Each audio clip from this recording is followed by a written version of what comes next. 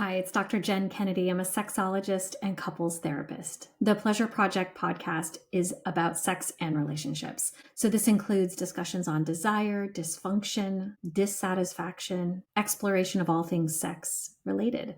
So sometimes I'll do toy reviews and we'll look at trends, and sometimes I'll also enlist other experts. We'll increase your insight and enhance your pleasure. So tune in.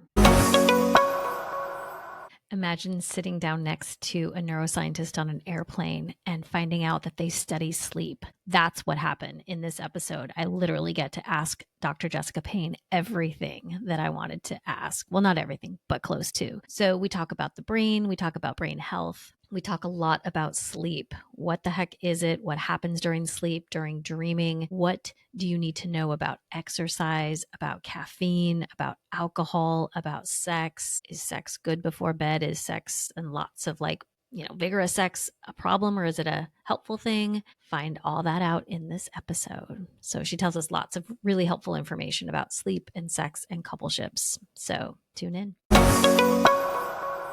All right, welcome back. We're here today with Dr. Jessica Payne. She is a professor of psychology at the University of Notre Dame, where she directs the Sleep, Stress, and Memory Lab. Her research explores how sleep and stress affect memory, creativity, performance, and well-being. She teaches neuroscience and psychology, including the acclaimed course, The Sleeping Brain, and has received multiple awards for teaching and research excellence, including honors from Harvard, Notre Dame, and the National Academy of Sciences. Dr. Payne applies her findings to leadership and performance, working with organizations across finance, healthcare, biotech, sports, and entertainment. Her work has been featured in the New York Times, CNN, Scientific American, National Geographic, and more. So welcome. Thank you. It's great to be here. Thank you for having me. So how did you get into this work?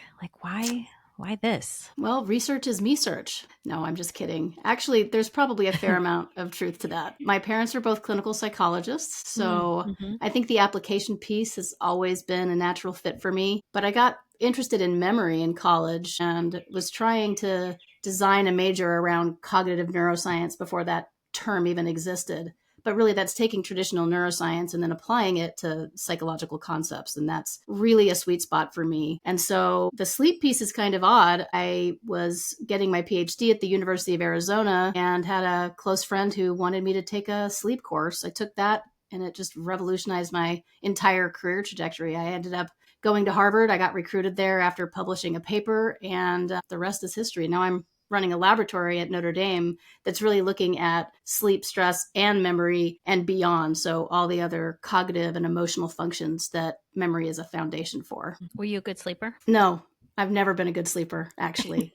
And that's why I said research is me search, right? But it's just funny. It's actually not why I went into it. It probably should have been. I don't think that being an expert on sleep has helped my sleep very much, if I'm honest. Because it's so funny. People go into so many things because they're secretly trying to find the solution to their own problem. That's right. Yeah, that's right. Absolutely true. Yeah. And I feel like the world is obsessed with sleep.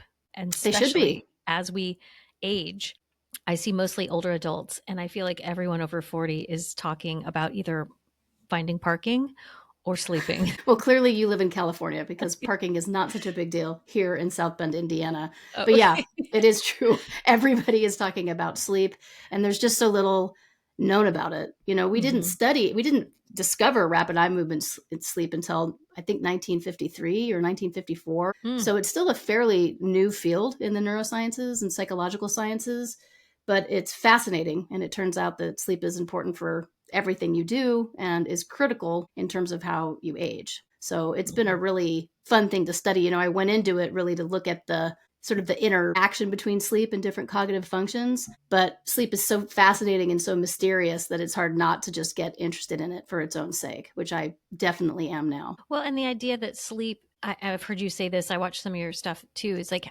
sleep makes you your best self. Like, what does that actually mean? Right. So of all of the critical things that sleep does, it's probably most important where the brain is concerned. So sleep is actually produced by the brain, and we think it's most important for the brain out of all the bodily systems, even though it's most certainly important for all of them. So by that, what I mean is if you're not sleeping, it's very hard to be emotionally regulated. It's hard to have any self-control or self-regulation. It's very hard to draw on resources for empathy or connection. It's very hard to be your best self if you're highly stressed and sleep deprived all the time. And yet that's the condition a lot of us find ourselves in these days. Yeah. Okay. So that makes sense. And what determines, I mean, this is such a big question. What determines if you're a good sleeper? I mean, I think about I've always been a good sleeper, just for the record. Like, right.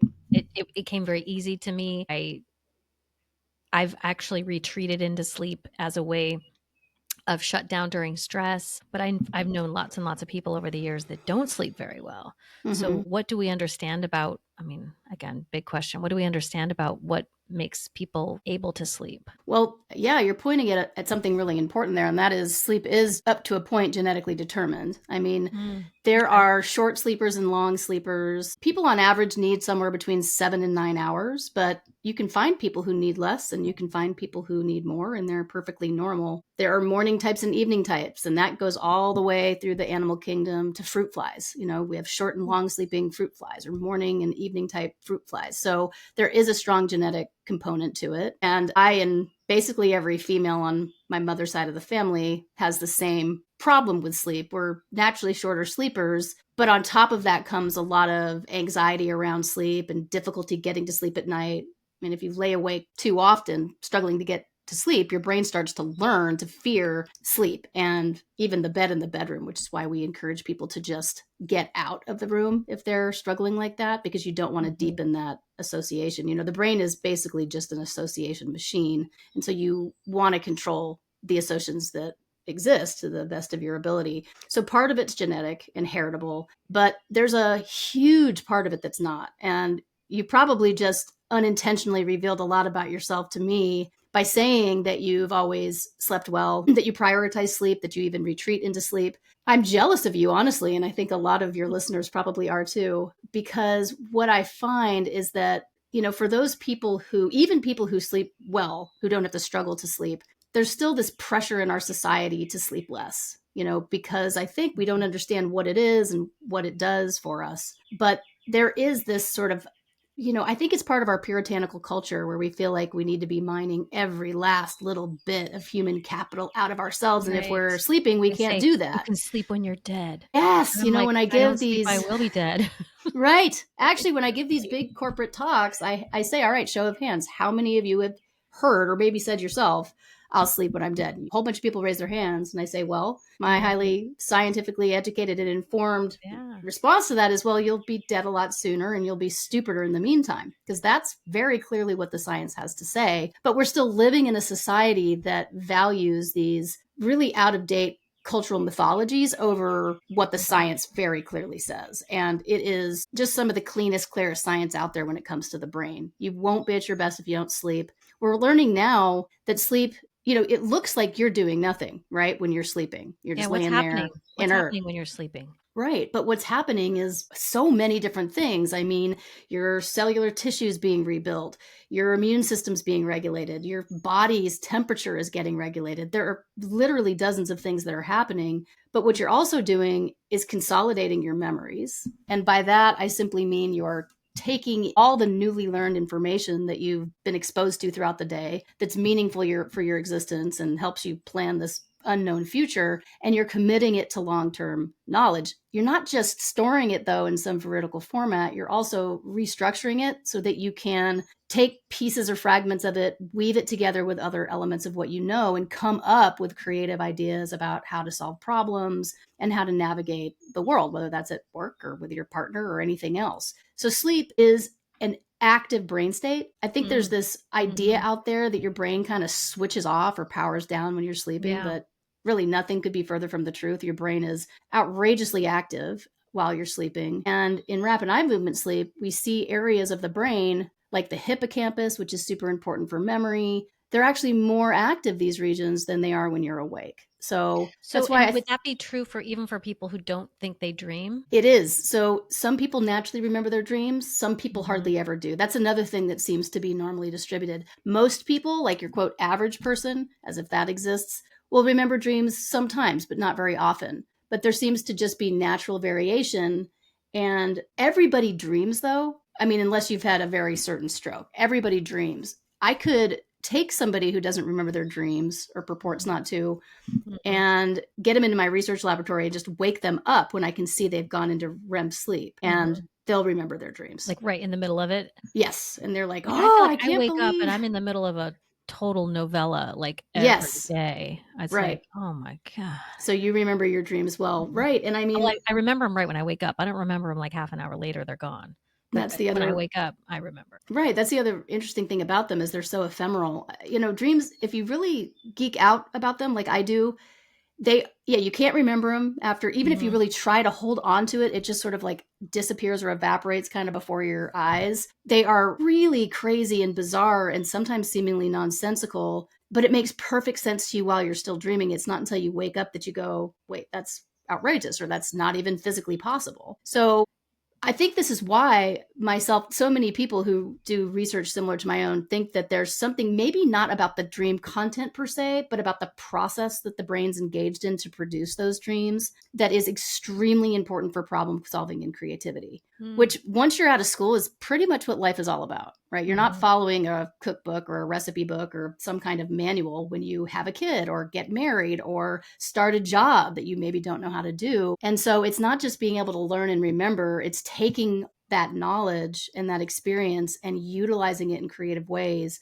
to problem solve and to make decisions. And I think that, I mean, we really all but know at this point that without sleep, you simply can't do that very well. Yeah. It's like, also, I notice, like, I'd so prefer to have like sex dreams, but instead, most of my dreams are anxiety. Right. Well, right? I'm sorting out like a mashup of like all the things I'm worried about, instead of like having like a really fun sex fantasy dream. Every once in a while I get one of those, but like there's no programming your dreams. You know, there really doesn't seem to be, which is curious. In fact, the whole time I was at Harvard, we sat around trying to figure out ways to get people to dream of things, like what we wanted them. It's very hard. Now, you might produce elements, but here is what I will tell your listeners, is that for people who don't often remember their dreams, who are kind of interested in remembering them more often, I can tell them what I tell my sleeping brain students, which we do most of the time, the last quarter of a college semester, is to simply form the intention right as you're going to sleep that you'd like to remember your dream. Okay. And most of the time, even people who don't normally remember their dreams, they'll start remembering more. Now, what we've started doing is, let's determine what you want to dream about, right? Like maybe you do want those sex dreams. Maybe you want to dream about flying. Maybe you want to dream about visiting a place you've never been before. That's where it starts to break down a little bit. But I think, again, it's because what the brain's doing, at least during REM sleep, which is where most dreams occur. Now, you dream throughout the night, but you're most kind of characteristically bizarre, emotional, or anxious, to your point. Like those dreams are canonical, classic rapid eye movement sleep dreams. And the whole point of those isn't really to replay an experience or to give you some kind of movie that you want to watch. It's really about associating a lot of different things while maybe playing to a theme, like an anxiety theme that tells you a little bit about what's going on with you. So it's not, I always tell people, don't think about the content. Like sometimes a cigar really is just a cigar, but ask yourself how the dream made you feel, because those emotional themes are usually pretty accurate when it comes to what a person's going through or coping with or worried about. And, you know, the content, sometimes it does and sometimes it doesn't, but it's very hard to make dreams behave in any kind of scientific, well-controlled experimental context. Yeah. So we had talked offline about some of these things, and you had mentioned the neurobiological signature of thriving. What would that look like in the brain? Well, I think it's such an interesting thing to speculate about. Now, I don't want anybody to think that there's literally some kind of a thumbprint in the brain that I could look at and say, ooh, you're thriving or you're not, or here's what you need to be working on. It would be convenient, I think, for all of us neuroscientists if that were the case. But I do think that people should think about a thriving brain as being one that's adapting well, that's showing flexible connectivity, especially between... What does that mean, flexible connectivity?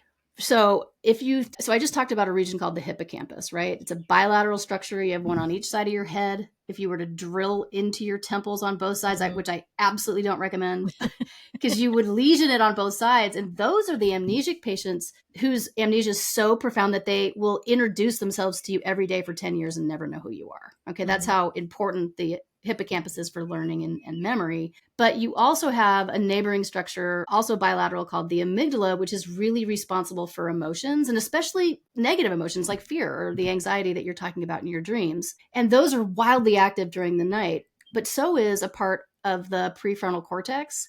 And that's a much more newly evolved system. That's the part of the brain that's still growing, in teenagers, and some studies suggest even into the 20s, which is all about down regulatory control. That's like your executive functioning.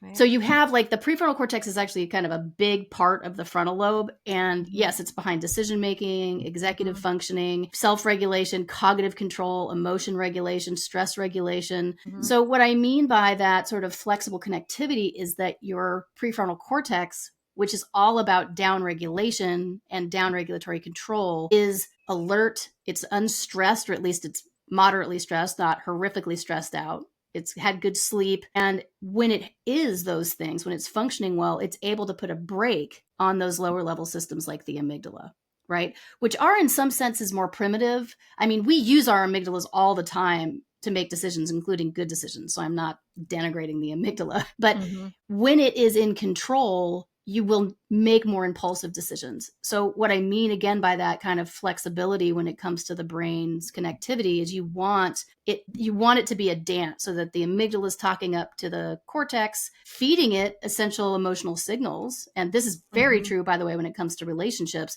But you also need the prefrontal cortex being strong and a little more dominant so that it can control the impulses of the amygdala. But tell me literally, like, okay, so it's not just that I'm well rested. It's also what else is happening. So when you're to make that flexibility possible. Well, actually being well rested is one of the keys, because let me put it this way. So stress hormones are one of the things that disable the prefrontal cortex. Okay. Alcohol is another one. There are lots of things you can do to wipe it out.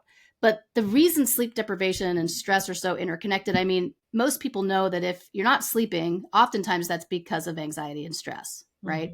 But what they may not know is that when you're not sleeping, you're producing so much cortisol. So sleep deprivation is in and of itself a stressor. And so short of getting wasted or something like that in the modern day, like I would imagine for you when you're seeing patients, or, for me when I'm dealing with leaders or, kind of corporate environments, that's really what's happening is you just take this extremely highly chronically stressed, most of the time sleep deprived brain system, and then you ask it to operate and it can't. Now get this, because whereas things like stress hormones suppress the function of that area of the brain, the prefrontal cortex, they actually stimulate and in a way enhance the activity of the amygdala. I think a lot of people think like, I'm not a good person because I acted that way with my spouse or with my child or as a leader with my team. And for some people that's true, but a lot of times what's happening is they don't understand that they're hostage up to a point to their neurobiology. And once you put anybody in that predicament for long enough, they'll fail. People have different thresholds. Okay. So but slow that down fail. a little bit, because you just said a lot in there. So on one hand, their system of down regulation, which people might not even know that term, right? Their system that down regulates, meaning calm their system down, right? Get a hold of their emotions, isn't working. And simultaneously, their amygdala is activated. Their amygdala controls their ability to hyperactivated. Right. It's hyperactivated, and their amygdala controls their ability to do what? Well, the amygdala, again, like it's not as if these systems are bad or good. So I'm trying not to oversimplify it, because I actually have a pet peeve about scientists doing that, which they do on a lot of podcasts, to be honest. So both of these systems are really important. Just because the amygdala is more primitive, and even lizards have them, in humans, they inform our decisions. There are studies showing that when people have amygdala lesions, they actually can't make good decisions. So it really helps us thrive. But if it's the dominant system, then we tend to be much more negative, much more grumpy, much more black anxious. And white, a little bit. Sometimes black and white. It kind of takes a different path, like outlet path in each person. But it really does make people much more negatively emotional and impulsive. it's basically, you really need the system to be in like this flexible dance, but with dominant prefrontal control. So when I say down regulatory control, I mean it's putting a brake, not stopping it, but it's like slowly pushing the brake pedal so that it can slow the amygdala down and then kind of release it a little bit when it needs a little bit more emotionally informed decision-making help, but then suppress it right before you snap at somebody or yell at your kid or kick your dog or say something to your spouse you can never take back, or, you do something that just destroys psychological safety with your team. And that can happen instantaneously. Yeah. And so that's the kind of control we're talking about. In couples, we see this, right? Where there's just, once they both get activated and neither of them can do what's needed to calm the other, that neither can come forward and say, hey, I can see why you'd be upset, or I can see why that's problematic, or there's no calming behavior. There's nothing that can regulate the other. They can't co-regulate. Right. And then they both need it and neither can provide it. And then it's just like off to the races and down. Yeah. Right. That's it. And, we were talking a little bit about like, what is it that I might say to couples that I would also say to leaders? And it's all around co-regulation. Because if you're leading teams, it's all about co-regulation. And that's exactly what disappears when those networks are fatigued or they've just been switched off for the most part. There's no adult in the room. There's no adult in your brain. Everybody's like, yeah, the amygdala is like a tantruming 3-year-old if it's not being regulated by any other brain system. We've all been there. We're like, nope, that's not going to be me. No, and that's where you take a break, right? You count to 10, you get out of the room, you table the conversation, even though it feels so difficult to do that. And you come back to it later, ideally after you've had a chance to kind of calm down and I would say sleep, take a nap. Yes. A quick pause here to share something that I've been working on that I think you will really appreciate, especially if you've ever felt confused or disconnected from your sexual desire. It's a self-paced course that I created for women who want a better understanding of their sexual desire, especially if it's felt confusing, inconsistent, or hard to access. A lot of us are taught that desire should just be there, effortless, spontaneous, always on, but that is not the reality for most people. And when it's not, it can leave you feeling frustrated or like something is wrong with you. If you've ever felt turned on one day and completely disconnected the next, or if you've struggled to say what you really want sexually, if you're both excited by the idea of vibrant sex and hesitant about what that even looks like, this course is for you. Desire is complex. It lives in your brain just as much as your body. And in this course, I guide you through the understanding of your unique relationship to it without pressure, shame, or performance. You'll get short videos and guided worksheets to help you map out your personal erotic template, identify what turns you on and off and what shuts you down, understand the blocks that might be getting in your way, reconnect with your body, and you'll explore your sexual self with more confidence and curiosity. You can go at your own pace. You don't need to want more sex. You just need to want to know yourself better. So if this resonates, then head on over to pleasureproject.us and learn more and enroll in the course. Now back to the episode. Okay, so let's drop back into some things that you say are not good before sleep, because sleep is so important. Caffeine seems like an obvious one, right? Gives you, kind of wakes you up, sometimes gives you jitters, does things in the system that don't allow you to sleep. That one seems obvious. What about alcohol? A lot of people are drinking alcohol at night. Yes. What's going on? Why is alcohol bad before sleep? Right. This is a very sad one for me. I think the second I got tenure, I started studying to be a sommelier. I'm obsessed with wine. I also like high quality bourbon. So what I'm about to say is very depressing, but alcohol is terrible for your sleep. Now, it's weird the way that works. So alcohol is soporific. It will put you to sleep if you don't drink too much of it, right? It's a sedative. A lot of people not only drink it after work to relax, but some people will even have nightcaps to sort of help them fall asleep per se. And that's a terrible idea, because while alcohol may help you fall asleep, it also suppresses the neurotransmitter that's responsible for rapid eye movement sleep, which we were just talking about.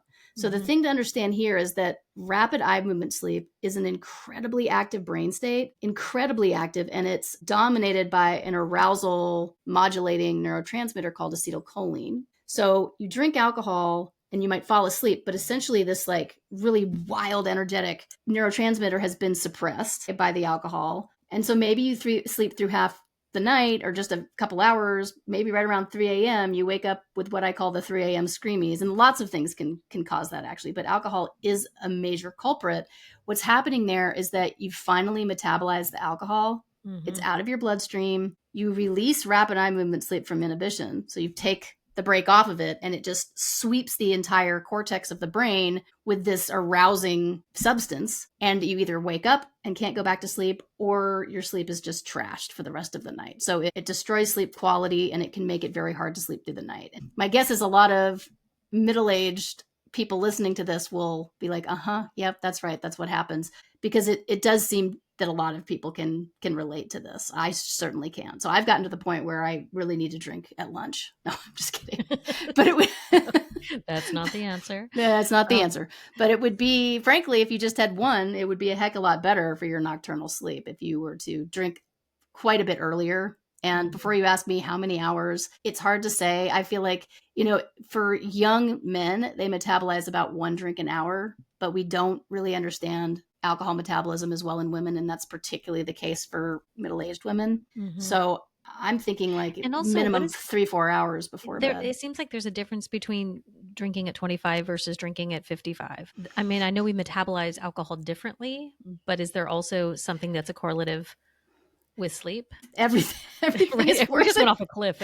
Everything at 55 is worse than 25. In fact, I think we need to stop comparing ourselves to our 25-year-olds. So sometimes I think it would be so much more humane if we aged in reverse. So things just kept getting better. And you're not and you're not anchoring to a self that was thriving, when in your 20s, because that's just not who you are anymore. So yes, there are so many changes that are happening simultaneously to sleep as you get into middle age. So many corresponding brain changes that are impacting memory and cognition. So the way to think about that is you just need to be even more careful than hopefully you already were as a younger adult. And anything to do with hydration that helps with sleep, not harms. It's not going to harm sleep, except you have to get up and go to the bathroom perhaps, but does that matter? It doesn't. It's not going to help the dynamics I just described, with the rapid eye movement, sleep suppression. But part of a hangover does seem to be like dehydration. So you will definitely want to be drinking electrolytes throughout. If you're a middle-aged woman, like the whole time you're drinking your 1 to 1.5 glasses of wine, hydrating after, right, but not too close to bedtime, and then hydrating a lot the next day. So yes, it's a component of what we think hangovers even are, but it's not the major factor when it comes to the way alcohol disrupts sleep architecture. Right. Okay. And then what about exercise? Because I know some people, I don't understand these people, but I know there are some people that really like to exercise at night, rigorous exercise, right? There, those people at the gym that prefer to go after work. I don't know how they do it, but what do you say to those people? Like if your system's all revved up at night, is that a problem for going to bed? Yeah, it can be. When somebody's struggling with their sleep, the first things we look at are their alcohol and caffeine intake. Caffeine's different. Caffeine is another thing people should look at for sure, but it has a longer half-life, like 8 or 9 hours. So some people have to cut that out. Espressos at night? Exactly. So you don't want to drink alcohol late at night, no espressos after dinner if you're struggling to sleep. And then you're right, like the people who are in the gym working out really hard and then they expect to get right into bed and fall asleep, even if that worked for them when they were younger, it tends to stop working. And even if people fall asleep, remember, we're not just looking at sleep quantity, we're also looking at sleep quality, like how much of the different stages of sleep you get. And so, yes, those people really, again, need to put at least an hour or two in between their vigorous bout of exercise and trying to get a good night of sleep. So what happens if that exercise is sex? My favorite topic. Then it's okay. Then it's actually good. Then it's actually really good. It's different because of your heart rate's up. Of like your heart rate's up, cortisol even goes up. So you're right to ask it. It's fascinating, but it's the neurobiological milieu. So you're also secreting other hormones and neuromodulators that are actually going to help. So there's oxytocin, which I'm sure you think about and a lot. There's prolactin, and those actually promote like not just bonding, but also sleep. So you are getting endorphins, your brain is just in a different cocktail of hormones and chemicals that all together spell good sleep more often than bad sleep. You're also feeling, hopefully, bonded. If it's good bonding sex, you're feeling good and bonded and safe. Exactly. Yeah, typically I find that sex followed by sleep is really deep sleep. and yeah, it's more connected, and yeah, it just feels better. So Well, it's that holds up. interesting. Yeah, you say that. I mean, so we evolved in social groups. Even the introverts amongst us are really, really need social connection. Maybe not with as many people as an extrovert does, but that is another form of co-regulation that creates safety signals that make it easier for a lot of people to sleep. So if you're in a healthy relationship and you're having wild, intense sex and your heart rate's up higher than it would be at the gym, then good for you. Keep doing that. Just don't go run a marathon and then hop into bed. Right. Okay. Hop into bed to go to sleep, you mean? Right. You might collapse in bed. That's fine.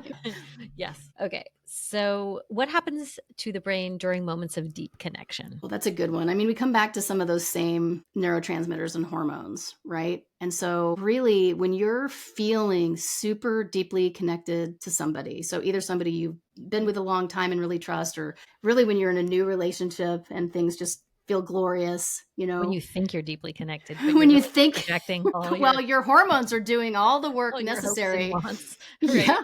Right. Well, and that's You just know it. me. It's like, No, you no, just I reflect don't. me. Limerence, Exactly. we call that. Yes. Yeah, but think about that. Like you're Mhm. still this, biological creature that needs to procreate. And so Yeah. that's your brain's way of tricking you into thinking that things Yes. are great when maybe they're not, but they're the same hormones. So ideally, Uh-huh. yes, you're secreting these things when you're in a safe, committed relationship, or at least if not committed, then connected relationship with somebody who you really trust. But so in those moments of deep connection, the brain activates all these networks that are tied to empathy, to these sort of self-other integrations, meaning making. And I don't know if you talk much about the default mode network in your work at all, but it's a kind of an offline set of interconnected functional brain states that can mean a lot of things, but it actually is tied in some ways to, reflecting the self and others and vice versa, and kind of understanding how other people feel, theory of mind type of thing. But neurochemically, you get this surge again of oxytocin, you get a bunch of dopamine, which is obviously highly involved in reward seeking behavior, I mean, that's the thing, all is the that endorphins. people are in these moments and they're like, they always want to go back to the beginning. They love that, right? There's Yeah, that early limerence, time when you can't stop staring at each other. You just want to be near, right? I There's that, know. you can't wait to be together, and that every bit of touching is like electric. And Yep, it's hard because of course that doesn't remain, or we'd never get anything done in our that's right. lives. But that feeling is so magical.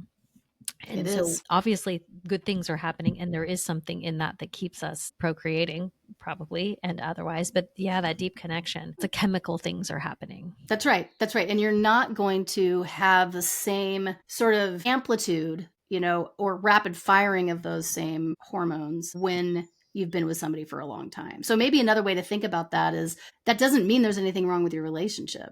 It actually just means that your brain is adapted, and provided the relationship is still safe and high quality, that is not the signal you're looking for that there's something wrong. And I think a lot of people think that it is, but it's just your brain kind of adapting and getting used to that person. And so for that exact reason that they're there a lot, you're not going to identify them as novel and have the same surges of those emotions in the same way. Right. Well, and the chronic question of desire. So early on, it's like this preoccupation with wanting and with sexualizing is so present. And then after, I see couples that have been together for 10, 20, 30, 40 years, and there's this like ambivalence about sexual desire. And Right. it's like, yeah, that Yeah, happens. it There's a does. safety, there's a trust, there's a respect. There isn't a Right. lot of desire, sexual That's right. desire. That's right. That's right. And I think, well, maybe only if you're still defining desire in the way it showed up for you when you were brand new in that relationship. Like, I think, well, at least my understanding of this is that desire is just different. It changes, and it can be harder to get to, and you have to make time for it, and you have to actually have the right amount of foreplay and just get, kind of make a space for it so that you're touching each other so that it can manifest if that's going to happen. You're right. It won't happen every time, but I think it's still possible. I think the problem is that so many of us have been, I don't know, like corrupted by these fairy tales of what we see on, movies and read stories about how it's always going to be like it was in the beginning, when maybe if I say nothing else that helps your listeners, it is normal for the brain to stop reacting to that person in the same way that it did in the beginning, because that person's no longer novel. And that is actually a good thing in some cases, not a bad thing. I think what's hard is if you want to still be having sexual connection and that's just not happening as easily anymore, you have to find other ways of triggering the desire. Mm-hmm. It's not going to happen just because the person walks into the door. In fact, maybe when that happens, you're like, oh, I still need a little more time alone. Go away. Uh-huh. Right. So let's talk about stress a little bit, because again, you work with a lot of leaders. I work with a lot of high functioning people that are in relationships or not. But the stress and the sleep feels like it's sort of ever present, and how that impacts desire, intimacy, our ability to be present with each other. So stress comes from lots of avenues, right? Sometimes it's stuff we can control, oftentimes it's not. So I'm often saying, hey, let's map out your stress. Let's just pull all the things in. Let's look at that so we can at least be aware of it. Yeah, let's that's also great. look at your resourcing. How does stress and chronic stress especially affect sleep? So it's one of the biggest ways of killing off sleep. I mean, your stress is, let's take so you've heard of the stress hormone cortisol, right? Mm-hmm. Cortisol is a glucocorticoid. And glucocorticoids, which are a class of stress hormones, cortisol is the most famous one. It does exactly what it sounds like it does. It mobilizes glucose, right? Or blood sugar, and it shunts it to your muscles so that you can fight or flee, to your brain so that you can make quick decisions to get out of harm's way. So again, stress is not all bad, but when stress is what you just said, either really extremely high or chronic or both, then you're taxing a system in the way it simply just didn't evolve for. And that's where you really get into a lot of trouble, because you start burning out these stress regulation systems. There's one called the HPA axis, the hypothalamic pituitary adrenal axis. And the negative feedback for that system is in these parts of the brain we were talking about before. So over time, if you just work that thing, work it, it just gets overworked and burned out. Then you get to a point where you can't shut the cortisol response off very effectively anymore. Mm-hmm. And if you can't do that for a long enough time, you burn out the system for much longer periods of time until you really try to do some kind of nervous system reset or recovery. That's really real. And a lot of us are in that place, I think, without even knowing it. I think that's also just a part of our culture, wanting to be so busy and productive and on all the time. And we're expected to do so many things, wear so many hats, play so many different roles. So when you have that chronic stress, you are really neurobiologically wiping out vast swaths of the system that allow you to connect, right? So you're in overdrive for so long, it's like you just like burn off the tires on the car and you're running on the whatever those things are. So in that state, it's like you can't sleep, but you also aren't necessarily really alert. Like you can't connect, you can't relax, but you can't function very well either. Right? Tired but wired is the way I often find myself explaining it. So tired but wired. So that's a good way. You're exhausted, but you still feel either anxious or just like you can't relax, or you just can't put the phone down. There's also like a dopaminergic kind of addiction little component to this, with all sorts of social media consequences that are maybe too, beside the point to get into now. But it's very possible to be exhausted and to still feel like you can't settle down. In fact, that is one of the characteristic signs of burnout. And some people eventually get to just outright real major depression, right? Whereas other people, they're working much more on like an anxiety disorder. Those are the two pathways I see the most commonly, both in the lab and just when I'm out working with leaders and executives and, people who are running these big companies. So it's really all about what I'm trying to do is teach people enough about the brain so they know how to play to its strengths, rather than constantly battling its current, I don't even want to call them weaknesses. They're just realities, right? I mean, this is what we're capable of right now. So little things like taking breaks and getting out and taking a walk and protecting your sleep and having a 20-minute wind down routine, all these things that sound like they wouldn't really do much, if you do them systematically and over time, they really can help, so that you're not dealing with a brain that just can't recovery. Because recovery really isn't a luxury. It's like biologically necessary. Yeah. And I think that applies both to burnout and libido. well, it's everything, right? It's like if your system can't, we know this, you can't sustain attention for like endless periods of time. Like Right. you can't and be effective, right? You Right. can do it for a while, but you can't also, from my standpoint, because I care about mostly about couples, is like you can't really have effective connection. Right. You know, you can be physically present, you can be technically, running the household and taking out the trash and doing all the things, but you're not like emotionally present. You're not really a good partner if your soul isn't there, right? If Right. you aren't there for, Right. and the quality of touch and the quality of discussion and, all of that isn't going to really be worthwhile. That's right. Because I can sense it, right? If my partner's not in it, if they're distracted with the phone, or if they're cranky because they haven't slept or whatever, like, it. So yeah, That's exactly the point. So I think, Mhm. most couples too, like, seem to fight over that as if it's a decision that the other person's making. And in some Mhm. ways it is. In some Yeah. ways that's true. But I think what's missing there is this understanding that we're all living in this world that is just bombarding us with stimuli. Our attention is just so fragmented. We're all just, Yeah. we are, I would say, like, chronically low grade stressed. Yeah. And it's hard, it's hard to show up and make a cognitive decision when your brain's in that state. That's where I think you have people like, well, I'm going to do this from now on, or I'm going to make this change, or I'm going to be present. They make some commitment, and then the follow through isn't there. I think a lot of times that's because they didn't start with the neurobiology first, fix the nervous system that is in overdrive, and really work on that. The good news about that too is it's not like you have to go to a health spa for 6 weeks, although who That wouldn't sounds want that? delightful. Go with you. But for those people who don't have time or money to do that, which is virtually all of us, then the good news is you can build in these little, acts of recovery throughout the day that only take 2 or 3 minutes here or there that really will over time not just change the function, but also the structure of the brain Well, and that's of the even nervous like my system. Apple Watch telling you to stand up every hour, and Mm-hmm. building in a 10-minute walk around the block, or, Exactly. sending a text, checking in, or just like these little gestures of like, I'm paying attention, or I'm, stretching, or just like something to like, physiologically change my body, or also relationally make contact. Right. And I think you have to put yourself first. Honestly, it's like that overused metaphor when you're on the airplane and the oxygen masks come down, but it's really true that you need to put yours on first. So I think that without taking that little bit of time each day to show your self-care, it's hard to show up for somebody that you love in a way that's what you're talking about, that's truly attuned, that isn't fake or performative in some way. I think the more you do that for yourself, the more you have to give to others in that way. Yeah.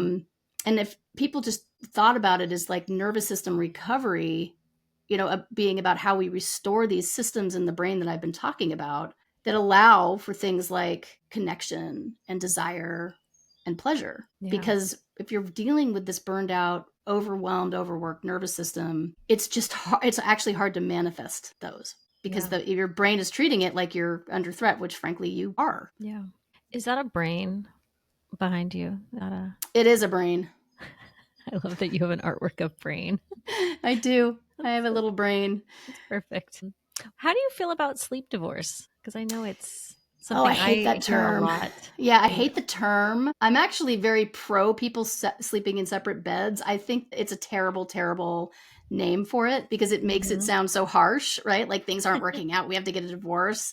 So how about sleep autonomy?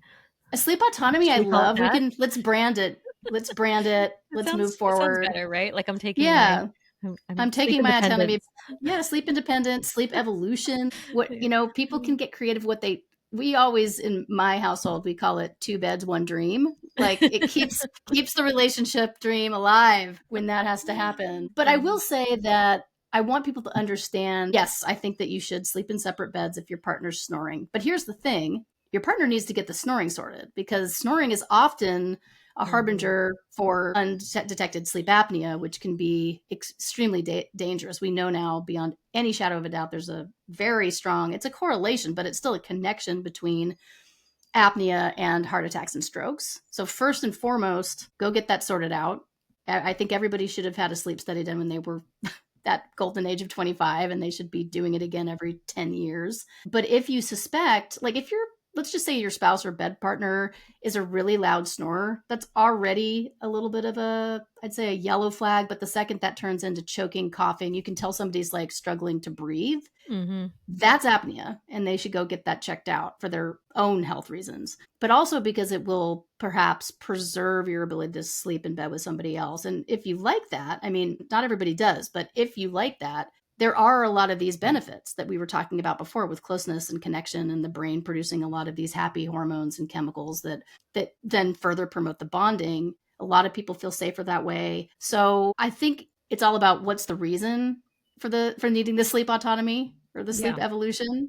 Right. And if it is loud snoring or restless legs, that's also something that needs to get checked. If all of a sudden your bed partner is like kind of kicking while they're asleep, that needs to be checked. So if you go and get those things resolved and you're still just for whatever reason wanting to sleep alone, maybe that's a slightly different conversation. That's a different.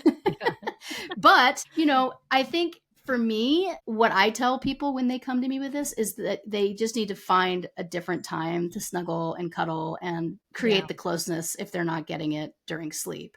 But I always recommend people protect their sleep. It's funny, though, because a lot of times when I get this question, it's not about, my husband or my wife or my partner. It's about my pug. I have a Siamese cat who, for whatever reason, has started doing this now. Right. So animals, too. And I'm sorry to say, they got to go. You got to preserve your sleep. You'll be a better doggy or kitty owner if you get your sleep at night and cuddle them at a different time. Earplugs only go so far, though, right? Are my best friends. If that's enough to block it out, the loudest snorers, though, I don't know if it would even touch it. Yeah. Well, this has been so helpful. I can just imagine like sitting down next to you on an airplane, and it's like, ooh, I've got 20,000 questions. That's true. I always enjoy answering them. What I do. No, never. Right? We have the two careers. Like, don't tell them you are a sex or a sleep person, or unless you really want to talk. But then your neck from looking at them the whole time is like a crick in your neck. You show up at your location just like trashed and so tired. So they're going to ask you everything. Well, thank you so much. Well, you're welcome. If you want to find Dr. Jessica, you can find her at brainbasedleader.org. And we will also put some more information in the show notes. Well, this has been great. Thank you so much. Hey, it's Dr. Jen. Thanks so much for tuning in. Please leave us a review and leave a comment if something struck you. We'd love to get the feedback. It really helps the podcast. And if you want to reach me, go ahead and direct message me on Instagram, or you can reach me at jen@rivieratherapy.com. Thanks.